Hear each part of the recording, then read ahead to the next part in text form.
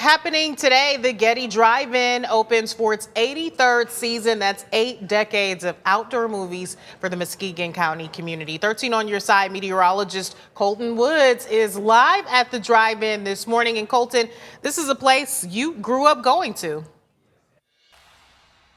Yeah, I did. I grew up in Muskegon, Emily, so this place is very nostalgic to me, and this place is really special to West Michigan. It's the 83rd season of the Getty Drive-In, and it's the only drive-in movie place in West Michigan, so it's a really cool place to go.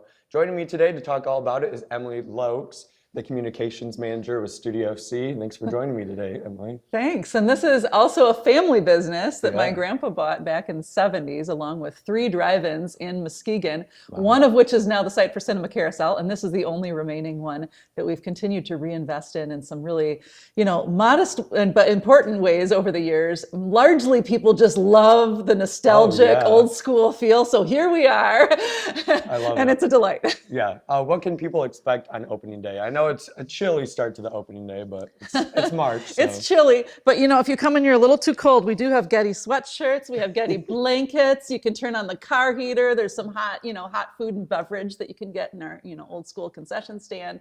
So there are some advantages to coming to these shoulder fringe seasons.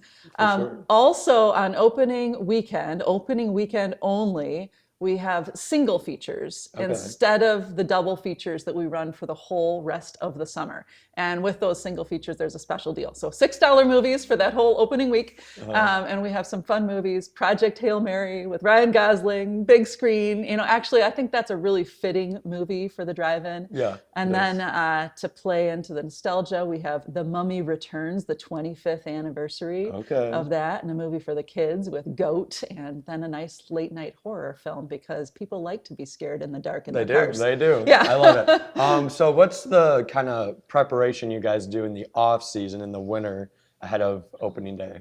There's a number of things that we do to refresh the experience and just make sure that everything's running properly.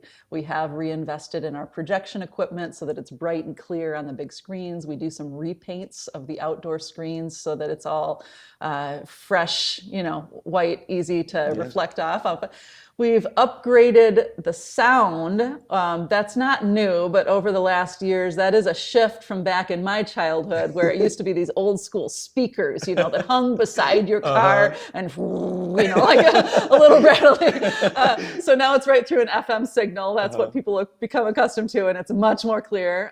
If you're, you don't want your car battery to go dead or something like that, we also have some radios that you can rent out through the concession stand here and bring on over to your car and have like an outdoor speaker set up and camp chairs. Awesome. I love it. And nowadays it's all about streaming movies, etc. Why do you think people are drawn to heading to the drive-ins? Oh, for sure. I mean, there's content and there's experience. And I think that we live in a really content-rich age where stuff is coming at you every minute of the day. But in terms of having a memory, like connecting with people, I don't think there's anything that beats movie theaters. And the drive-in it's a unique experience. My kids talk about it all year long. And when we come, they spend hours in preparation, sort of decking out the car with the blankets and the camp chairs and like setting up for camp.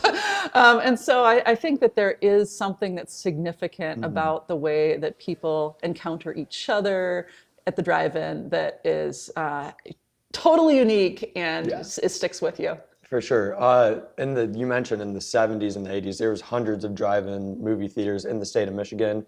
But how you think the Getty kind of survived that and lasted in Muskegon? Not hundreds, but there was a lot more. The Getty survives because, well, one, it is the drive-in in West and Central, West Michigan. And so people do come from the region. It's a regional tourism draw. In fact, last night, we were awarded the Excellence in Tourism Award for Muskegon. So awesome. That's pretty cool. But it is a regional draw and people make it an annual or a summer tradition, and that's a piece of it. And then there's a lot of Muskegonites who just love to come out here. I think that we see families come with kids who play on the playground, practically set up for a picnic, and it is a whole, evening, day experience to come out here. Awesome. I love it. Emily, do you want to do a quick little show of the concession stand real quick for us? Oh, there are all the classics. We have hot dogs, we have pizza, we have roasted candied nuts. There is sodas, there's the candy, there's the popcorn. And then if you come and you are missing some of the, important necessities, or you're too cold, there are blankets, there are t-shirts, there are sweatshirts, there are camp chairs, there are radios. We even have jumper cables if your car battery dies. So I love it. we've got it taken care of. Got it all. Awesome. Thank you, Emily. For now, reporting in Muskegon, I'm meteorologist Colton Woods, 13 on your side.